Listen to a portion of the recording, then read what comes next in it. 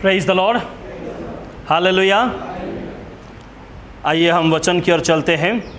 जो वचन हम पढ़ चुके हैं रोमी उसका 3 अध्याय 9 से लेकर 18 तक। रोमी 3 अध्याय 9 से लेकर 18 तक हम पढ़ चुके हैं, लेकिन 13वां वचन आज का चर्चा का विषय है। तो मैं निवेदन करूंगा 13 पद और कोई एक बार पढ़ दीजिए। उनका गला खुली हुई कब्र है, उन्होंने अपनी जीभों से छल किया है, उनके होंठों में सांपों का विष रहता है। पौलुस किसके बारे में ये बात कहते हैं?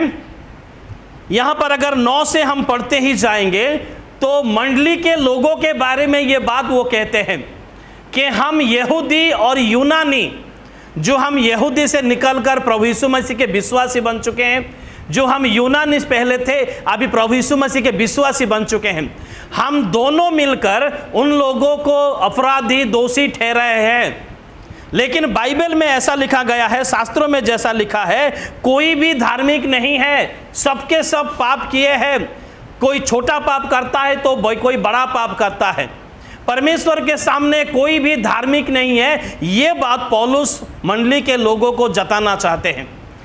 पौलुस मंडली के लोगों को ये बात कहना चाहते हैं कि तुम में से ऐसा भी लोग हैं जो लोग विश्वासी है, जो लोग विश्वासी है, लेकिन फिर भी उनके जीवों से वो छल की बातें करते हैं, कपट की बातें करते हैं, बहानाबाजी उनका जीवन में बहुत सारा विषय है। ये विषय तो एक एक पद को लेकर हमें चर्चा करना है, लेकिन इससे पहले हम थोड़ा आज के जगत का थोड़ा सा, हर एक मंडली का या विश्वासियों का कोई हाल अगर हम देखें, विश्वासियों का परिस्थिति अगर आज हम देखें, हम एक ऐसे युग में आज हम जी रहे हैं जहां पर इंसानों का धन जब बढ़ता है तो इंसानों का पवित्रता अपने आप घट जाता है। जब किसी का धन बढ़ता है, जब किसी का बैंक बैलेंस बढ़ता है, तो उनका जीवन का पवित्रता, जो परमेश्वर का दिया हुआ प्रभु यीशु मसीह के लहू के द्वारा जो पवित्रता हमें मिले है, वो पवित्रता अपने आप धीरे धीरे धीरे धीरे धीरे धीरे कम हो जाएगा। क्योंकि उनके शरीर के हर एक खून के कतरा में, उनके नर्व्स पर, उनके दिमाग में, हर जगह पर धन ही धन, धन ही धन, धन की सुरक्षा, धन का इस्तेमाल, धन की बढ़ोतरी कैसे होगा, यही सोचता रहता है इंसान। आजकल के युग में हम देखते हैं। और साथ ही साथ अगर सांसारिक मनोरंजन के बारे में, सांसारिक मनोरंजन किसी के जीवन में बहुत बढ़ता है, मतलब इधर घूमने के लिए जाना, इधर घूमने के लिए जाना, पैसा को उड़ाना, या और मनोरंजन की बातें, सिर्फ पार्टी अटेंड करना, या और सारा बहुत सारा मनोरंजन के विषय होता है, तो उनका जीवन का आत्मिक जीवन, जो एक विश्वासी का आत्मिक जीवन, वो धीरे धीरे धीरे धीरे घट जाता है या कम हो जाता है। इस दुनिया का हालत यही है, क्योंकि एक साथ प्रभु यीशु मसीह कहते हैं, एक साथ कभी भी ये दोनों विषय नहीं होगा। कोई संसार के मनोरंजन, बुरे मनोरंजन में भी रहेगा और आत्मिक जीवन में भी डटा रहेगा, ऐसा असंभव है, ऐसा नहीं होगा। प्रभु यीशु मसीह यही विषय कहते हैं। और किसी विश्वासी का जीवन में अगर सांसारिक सुख बढ़ता है, सांसारिक सुख बढ़ता है, तो धीरे धीरे धीरे धीरे उसका रोने वाले प्रार्थना का जीवन, जो एक विश्वासी का काम है, रोते हुए प्रार्थना करना, रोते हुए प्रार्थना करना, आंसू बहा के प्रार्थना करना, गिड़गिड़ाहट के साथ प्रभु के सामने प्रार्थना करना, हर विश्वासी का कर्तव्य यही है। राजा दाऊद कहते हैं, हर रात को मैं अपने बिछाने को भिगाता हूं। कैसे? रोते हुए। तो हर एक विश्वासी का कर्तव्य यह है कि वो रोते हुए प्रार्थना करे। लेकिन जब एक विश्वासी सांसारिक सुख में अपने आप को खो देता है, तो इसका मतलब है उनका प्रार्थना का जीवन धीरे धीरे कम हो जाएगा। प्रार्थना करेगा फॉर्मेलिटी प्रार्थना करेगा, खाने के समय, सोने से पहले, या और चर्च में आने से प्रार्थना करेगा, लेकिन रोते हुए प्रार्थना, प्रभु के साथ चलते हुए प्रार्थना, वो कभी भी नहीं होगा। और एक विश्वासी, और कोई विश्वासी के जीवन में जब सांसारिक कर्तव्य बढ़ जाता है, संसार के प्रति कर्तव्य या परिवार के सांसारिक बातों में अपना कर्तव्य जब बढ़ जाता है, इसका मतलब है उसका आत्मिक जीवन धीरे धीरे कमजोर हो जाता है। मैं किसी को पॉइंट करके ये नहीं कह रहा हूं, ये मैं हालत बता रहा हूं। इसका मतलब है सांसारिक विषय जितना बढ़ता है, आत्मिक विषय उतना कम हो जाता है। ये हर एक जीवन का हालत वही है। हर एक जीवन का हालत वही है। इसीलिए परमेश्वर कभी कभी हमारे जीवन में दुख देते हैं ताकि हम लोग प्रार्थना में लगे रहें, ताकि हम प्रार्थना करते रहें, ताकि हमारे जीवन में छल कपट ऐसा कोई विषय ना हो, हम सरल मन से प्रभु के सामने आए। आज ऐसे आत्मिक जीवन, प्रार्थना का जीवन, उपवास जीवन, रोते हुए प्रार्थना का जीवन, ताली मारने वाला विषय या परमेश्वर की महिमा करने वाला विषय, परमेश्वर का प्रेम करने वाला विषय, हर एक विषय विश्वासी के जीवन में कम होता हुआ हम देखते हैं। हमारा चर्च का हालत ही नहीं है, हर एक चर्च का हालत है ये। क्योंकि कल पास्टर लोगों का मीटिंग था और वो मीटिंग में जब हम पास्टर लोग बात कर रहे थे, कुछ प्रार्थना निवेदन कर रहे थे, हर एक पास्टर का यही प्रॉब्लम है कि चर्च में सूखा पड़ा हुआ है, चर्च का आत्मिक जीवन सूखा पड़ा हुआ है, फास्टिंग प्रेयर में कोई नहीं आता है, चर्च के प्रार्थना मीटिंग में कोई नहीं आता है, अगर कोई पार्टी किया जाता है तभी लोगों का दर्शन मिलता है। मेरा चर्च का बार मैं ऐसा कंप्लेन नहीं किया, लेकिन बाकी दूसरे पास्टर अपना अपना प्रेयर रिक्वेस्ट ऐसा दे रहे थे। इसका मतलब है जितने भी आत्मिक विषय है आज के ज़माने में, एक विश्वासी का जितने भी आत्मिक विषय है, उपवास करना, बाइबल पढ़ना, प्रार्थना करना, दान देना या प्रभु के सामने घुटना टेककर घंटों बिताना, प्रभु के सामने अपना आंसू को बहाना, ये सारा विषय धीरे धीरे कम हो रहा है। तो ये विषय अगर कम हो रहा है तो क्या बढ़ रहा है? एक विषय तो बहुत बढ़ रहा है जो कि आज का टॉपिक है, वो है विश्वासियों का बहाना। क्या बढ़ रहा है? विश्वासियों का बहाना। पास्टर लोगों के साथ जब बातचीत करते हैं तो ऐसा बहाना सुनने के लिए मिलता है। क्यों भाई चर्च नहीं आया? तो बहुत सारा बहाना, हम जानते हैं वे बहाना मार रहा है सामने, हम जानते हैं ये विषय। आज के दिनों में मसीह लोगों में इतना ज़्यादा बहाना मिलता है। पास्टर जी इन वक्त पर चर्च निकल रहा था, इन वक्त पर ये हो गया, वो हो गया, मेहमान आ गए, सर में दर्द हुआ, गैस्ट्रिक हो गया, बहुत सारा बहाना। लेकिन उसी समय अगर कोई पार्टी में जाए, पार्टी में बुलाहट आएगा तो कुछ भी नहीं होता है। उस समय ना कोई मेहमान आते हैं, ना कोई गैस्ट्रिक होता है, ना सर दर्द होता है, ना कुछ भी नहीं होता है। इसका मतलब है आज के विश्वासियों में हम सब में कुछ बढ़ रहा है। इसका मतलब है वो बहानाबाजी बढ़ रहा है। सांसारिक कामों के लिए कोई बहाना नहीं मिल रहा है, सांसारिक मनोरंजन के लिए कोई बहाना नहीं मिल रहा है, लेकिन मंडली को जाने के लिए, उपासना या आराधना को जाने के लिए, प्रार्थना मीटिंग को जाने के लिए, उपवास करने के लिए, दान देने के लिए, चर्च में आने के लिए बहाना, बहुत सारे बहाना हम देखते हैं। ये मत समझिए कि मैं किसी को पिन कर रहा हूँ, नहीं, ऐसा विषय नहीं है। मैं सच्चाई बताने के लिए यहाँ खड़ा हुआ हूँ और ये सही बात है। लेकिन मेरे प्रियो, हम किसी इंसान के सामने बहाना कर सकते हैं, इंसान के सामने हम नाटकबाजी कर सकते हैं, इंसान को हम झूठ बोलकर या बहाना करके या छल की बातें, कपट की बातें बोलकर हम उनको बहला सकते हैं, फुसला सकते हैं। लेकिन परमेश्वर के सामने, क्योंकि हमारा परमेश्वर हृदय के गुड़ बातें को जानने वाले परमेश्वर, मन की बातें को जानने वाले परमेश्वर के सामने कोई भी बहाना नहीं चलेगा। परमेश्वर हर एक बहाना विषय को जानते हैं। जब एक विश्वासी, मतलब हम परमेश्वर के सामने, परमेश्वर के कामों के लिए, परमेश्वर के नाम में प्रार्थना के लिए, आराधना के लिए जब हम बहाना करते हैं तो क्या होता है? कुछ घटना घटता है। पहला विषय, जब हम बहाना करते हैं, जो प्रभु यीशु मसीह के लहू के द्वारा जो पवित्रता हमें मिला है, उस पवित्रता हमसे दूर चला जा रहा है या हम खो देते हैं उसे। क्योंकि बहाना करने वाले में ऐसा उसको बाइबल में छल की बातें लिखा गया है या बाइबल में उसको कपट की बातें लिखा गया है। इसका मतलब है हृदय में एक बात है, मन में एक बात है और मुंह में एक बात, इसको कहते हैं बहाना। तो ये करने से हमारा जो सरलता है, सीधापन, बाइबल में लिखा गया है सीधापन, सरलता, जो सरलता है वो उसे हम खो देते हैं बहाना करने। हालांकि पास्टर के सामने, डिकॉन के सामने या और किसी के सामने हम बहाना कर देते हैं, लेकिन इसके द्वारा क्या हमारा नुकसान होता है? जो परमेश्वर के वरदान है, जो सरलता या जो पवित्रता, प्रभु यीशु मसीह के लहू के द्वारा जो पवित्रता हमें मिला है, जो पवित्रता हमें देने के लिए प्रभु यीशु मसीह स्वर्ग का सुख छोड़कर इस धरती पर आए हैं, उसे हम खो देते हैं थोड़ी देर की बहाना के लिए, थोड़ी देर की बहाना की बातों के लिए हम उसे खो देते हैं। और दूसरा विषय, जब हम बहाना करते हैं परमेश्वर की सेवकाई के लिए, चंदा देने के लिए, आराधना करने के लिए, उपवास करने के लिए, और बहुत सारे ड्यूटी का बहाना, बहुत सारे जो बहाना हम करते हैं, तो हम तो ये तो खो देते हैं। दूसरा विषय, परमेश्वर को दुख देते हैं, क्योंकि परमेश्वर ये विषय जानते हैं, परमेश्वर ये विषय जानते हैं कि आज मेरा सरदर्द है, मैं चर्च नहीं जाऊंगा, या आज मेरा ये काम है बिना किसी काम के, आज मेरा ये काम है, चर्च नहीं जाऊंगा। तो ये परमेश्वर को तो हम झूठ नहीं बोल सकते, परमेश्वर तो जरूर जानते हैं। इसका मतलब है परमेश्वर को दुख लगता है हमारे बहानाबाजी के वजह से, हमारे नाटकबाजी के बातों के वजह से, या छल की बातों के वजह से परमेश्वर दुख उठाते हैं फिर से। इसके लिए मैं क्या कुछ नहीं किया, स्वर्ग का सुख छोड़कर धरती पर आया है, और मेरे लिए थोड़ा सा समय देने के लिए ये बहाना की बातें करता है, ये बहाना की बातें करता है। तीसरा विषय, बहाना करने वाले अपने आप को परमेश्वर से दूर लेके चला जाता है।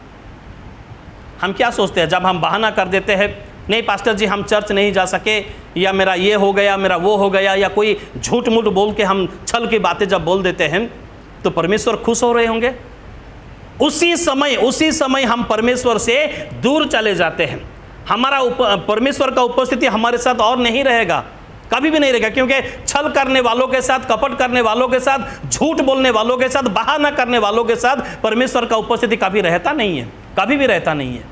इसलिए जब हम बहाना करते हैं तो अपने आप को परमेश्वर से हम दूर लेके चले जाते हैं, दूर लेके चले जाते हैं। तीसरा विषय था ये। चौथा विषय, जब हम बहाना करते हैं परमेश्वर की आराधना के लिए, उपवास के लिए, या भेंट चढ़ाने के लिए, या और कुछ विषय के लिए, जब परमेश्वर के नाम में हम बहाना करते हैं, तो परमेश्वर से मिला हुआ जो वरदान, सुख, चैन, शांति, या प्रेम, या और प्रार्थना सुनने का वरदान, या वचन को समझाने का वरदान, समझने का वरदान, जो भी पवित्र आत्मा से हमें वरदान मिला है, वो वरदान को हम खो देते हैं, वो हम खो देते हैं, क्योंकि बहाना इतना बड़ा काम करता है, बहाना इतना बड़ा काम करता है। जब हम बहाना करते हैं, परमेश्वर तो दुख उठाते हैं, साथ ही साथ परमेश्वर की महिमा की अपमान होता है, क्योंकि परमेश्वर हमें अपना बनाए हैं। ये लोग मेरे नीच लोग हैं, ऐसा परमेश्वर कहने वाले हैं, और जब हम ही बहाना करेंगे तो परमेश्वर का महिमा का अपमान होता है, परमेश्वर की पवित्रता का, परमेश्वर का नाम का ही अपमान होता है। और अंत में परमेश्वर का दिया हुआ आशीष हमसे दूर चला जाएगा, हम लोगों का जीवन श्राप में भर जाएगा। जब हम बहाना करते हैं तो परमेश्वर का दिया हुआ वो श्राप, परमेश्वर का दिया हुआ आशीष चला जाएगा, हमारा जीवन श्राप से भर जाएगा, और अंत में परमेश्वर का क्रोध हमारे ऊपर आएगा। 2 मिनट का सुख के लिए या 2 मिनट के बहाना के लिए कितना बड़ा बड़ा घटना होता है, क्योंकि बहाना करने के द्वारा, बहाना करके कभी भी, कहीं भी, किसी को भी कभी अच्छा फल नहीं मिला। इतिहास में ऐसा विषय नहीं है कोई बहाना करके देश जीत लिया है, कोई बहाना करके कुछ विषय हासिल कर लिया है, ऐसा कभी इतिहास में नहीं है।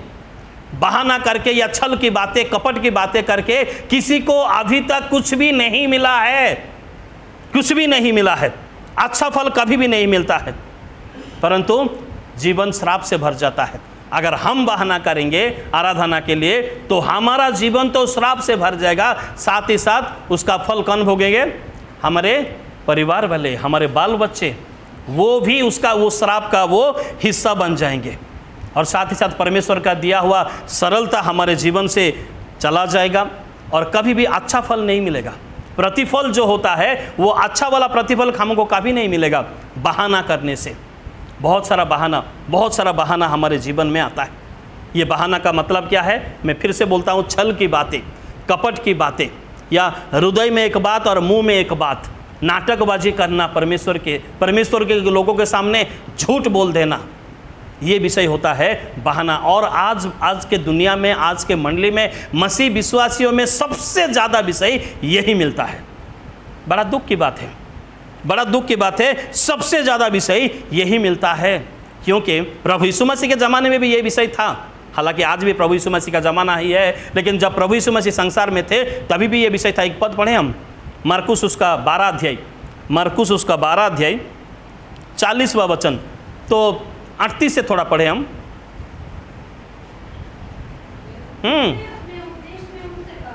हाँ, शास्त्रियों में से चौकस रहो, हुए, जो लंबे लंबे चोगे पहने हुए, फिरना और बाजारों में नमस्कार, हाँ, और आराधनालयों में मुख्य मुख्य आसन, आराधनालय में मुख्य मुख्य आसन और भोज में मुख्य मुख्य स्थान और भोज में मुख्य मुख्य स्थान पर बैठते हैं। वे विधवाओं के घरों को खा जाते हैं, वो विधवाओं के घरों को खा जाते हैं और दिखाने के लिए बड़ी देर तक प्रार्थना करते हैं। और दिखाने के लिए बड़ी देर तक प्रार्थना करते हैं। ये अधिक दंड पाएंगे। ये अधिक दंड पाएंगे, मतलब उनकी प्रार्थना छल की प्रार्थना है। उनका नाटकबाजी जो है, उनका जीवन का जो नाटकबाजी, वो प्रभु यीशु मसीह घृणा करते हैं उसे, प्रभु यीशु मसीह उसको डांटते हैं, इसलिए उनसे सावधान रहो, ऐसा कहा गया है। जो लंबे लंबे चोगा तो पहनते हैं, या भोज में सबसे सामने बैठ जाते हैं, या और कुछ भी करते हैं, लेकिन प्रभु यीशु मसीह ऐसा प्रार्थना को नफरत करते हैं। छल की प्रार्थना को प्रभु यीशु मसीह नफरत करते हैं, क्योंकि प्रभु यीशु मसीह का गुण ऐसा नहीं था जो कि उनके आने के, संसार में आने के 700 साल पहले यशायाह नबी का पुस्तक उसका 53 का 9 पद में उनके बारे में लिखा गया है। यीशु के मसीह के बारे में उनके पहले लिखा गया था, 700 साल पहले उनके बारे में लिखा गया था।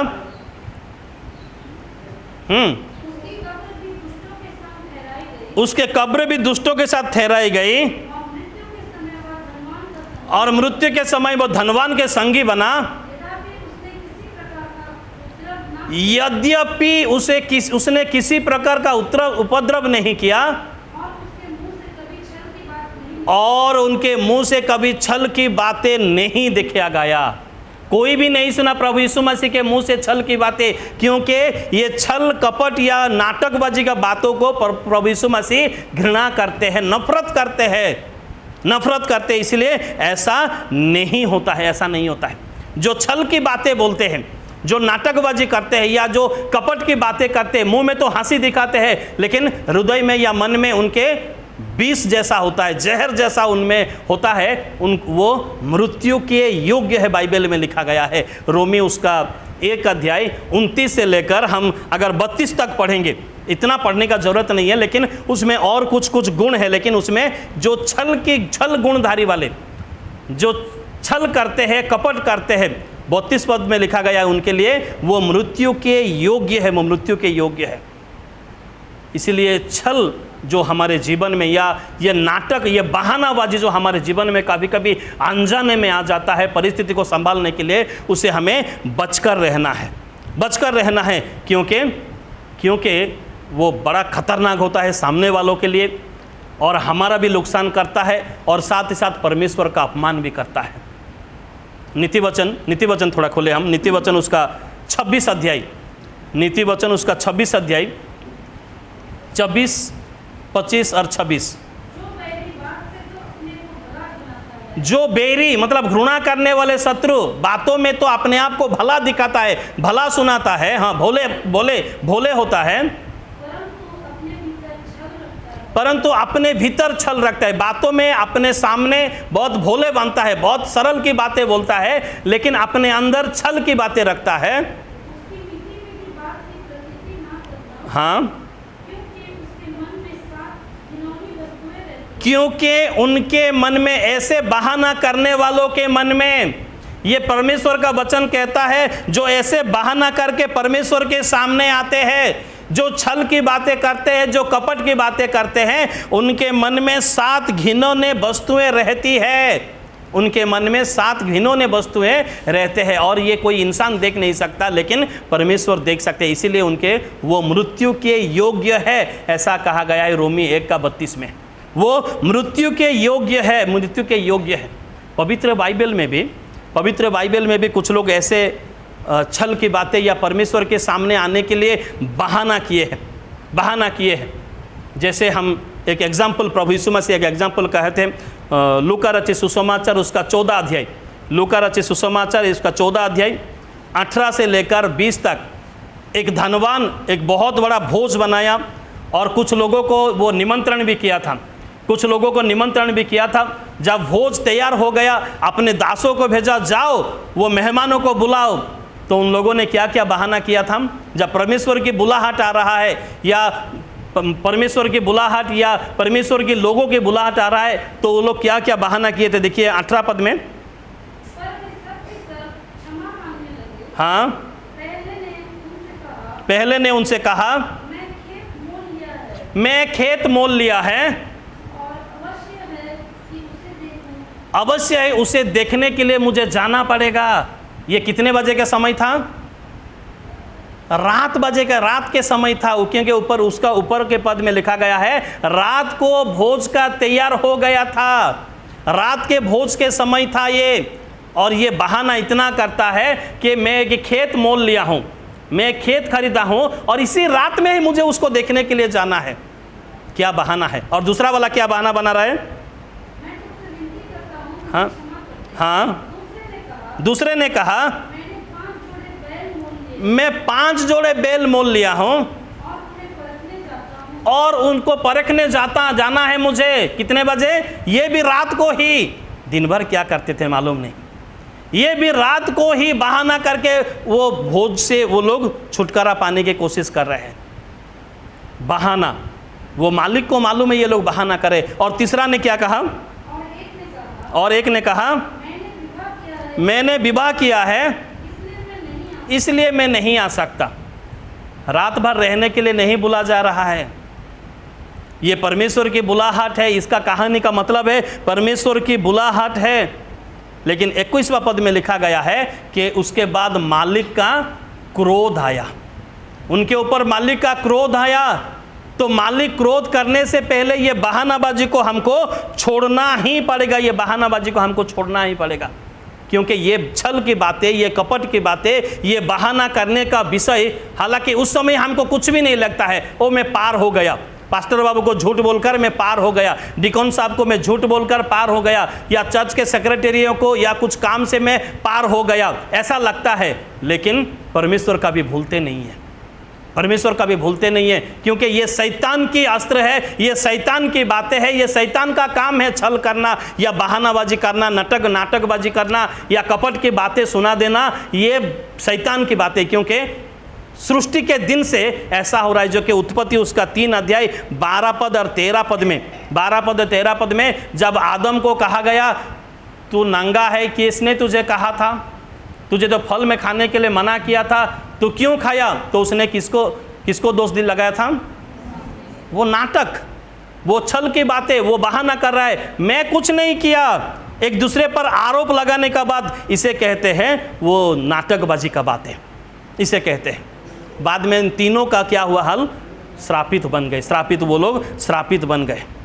और पढ़ने का जरूरत नहीं है, मैं कह देता हूँ। 1 सामुएल उसका 15 अध्याय 21वां वचन में राजा साउल को कहा गया था अमालेकी लोगों को मार देना, सत्यानाश करना, उनका हर एक विषय को सत्यानाश करना। जब सामुएल को परमेश्वर ने भेजा तो जा साउल के राजा के पास जा, उन लोगों ने क्यों ऐसा काम किया? तो राजा साउल ने क्या कहा? लोग अपना दोष लोगों के ऊपर लगा दिया।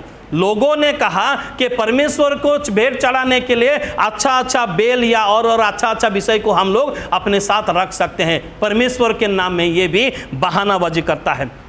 हालत क्या हुआ? सिंहासन को छोड़ना पड़ा, जीवन श्रापित बन गया और परमेश्वर की उपस्थिति में वो रह नहीं सका। तो ये बहाना की बातें या छल की बातें अगर हमारे मुंह से निकलता है तो परमेश्वर क्रोधित होते हैं और उसका कभी भी अच्छा परिणाम नहीं होता है, उसका बुरा परिणाम ही होता है। कभी कभी हम परमेश्वर के भवन में आने के लिए कोई बहाना का कुछ बहाना कर देते हैं। जैसे मत्ती रचित सुसमाचार उसका 20 अध्याय 7वां वचन, मत्ती रचित सुसमाचार उसका 20 अध्याय 7वां वचन, उसने उनसे कहा तुम भी दाख में बारी में जाओ। बस उसके बाद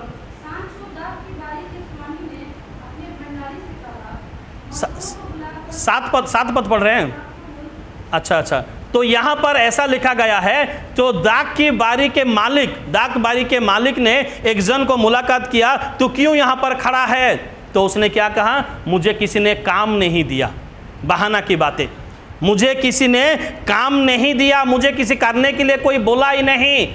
अपना दोष दूसरों के ऊपर लगा देना, दूसरों के ऊपर दोष दे देना।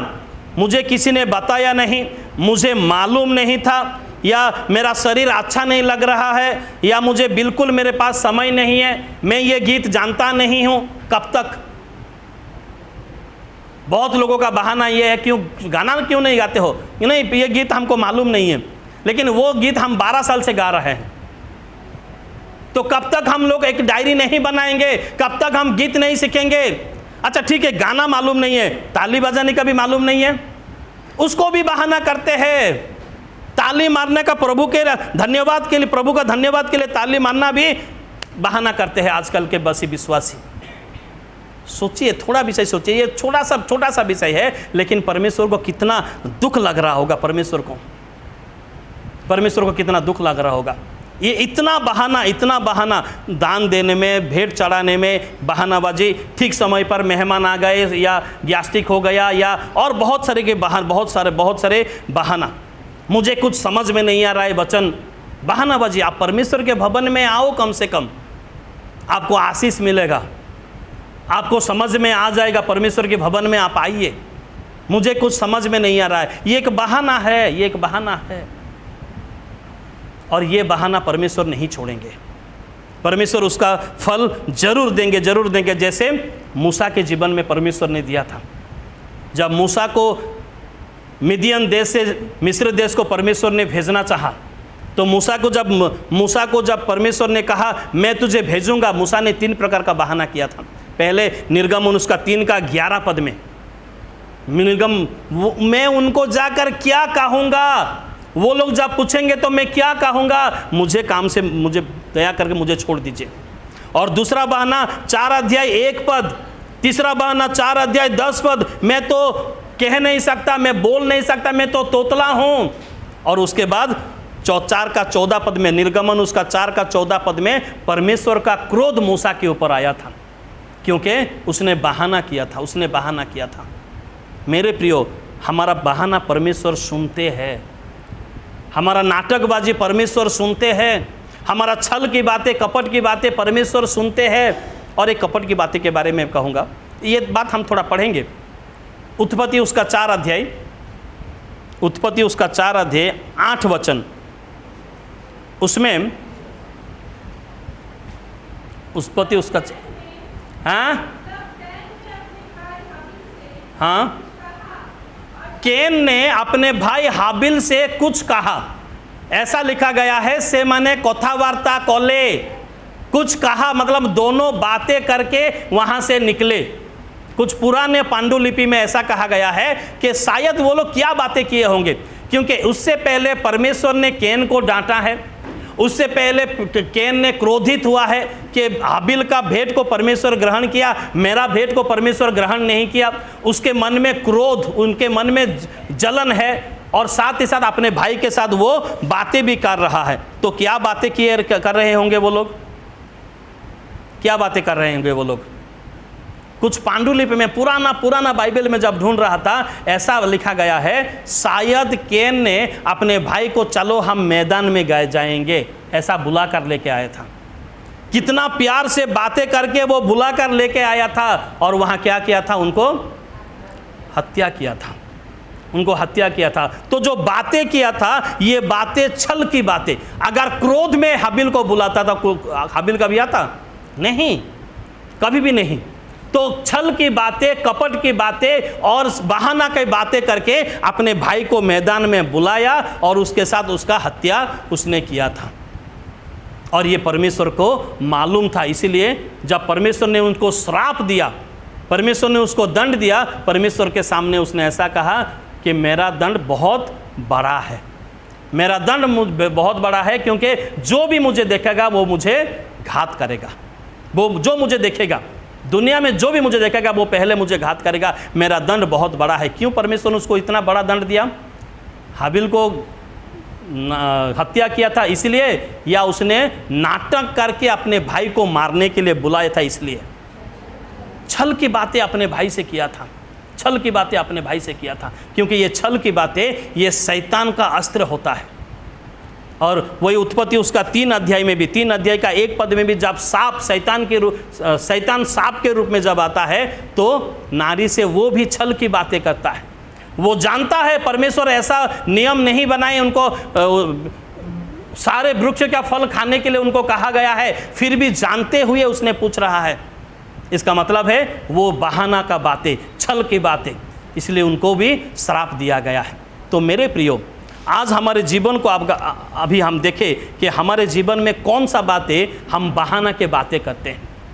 हमारा जीवन नाटकबाजी का जीवन होता है या सही मायने में हम परमेश्वर के सामने सरल धार्मिकता के साथ हम जाते हैं परमेश्वर के पास।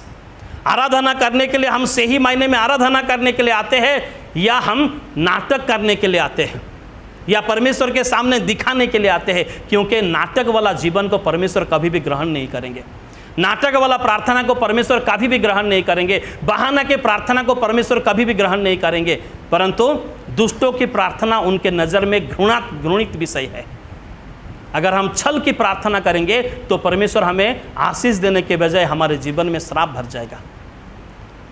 तो आइए हमारा जीवन को परखें, अपना जीवन को देखें और हमारा जीवन नाटकबाजी जीवन ना हो, परंतु परमेश्वर के सामने सरल, शुद्धता और पवित्रता का जीवन हो, तब जाके परमेश्वर हमें ग्रहण करेंगे।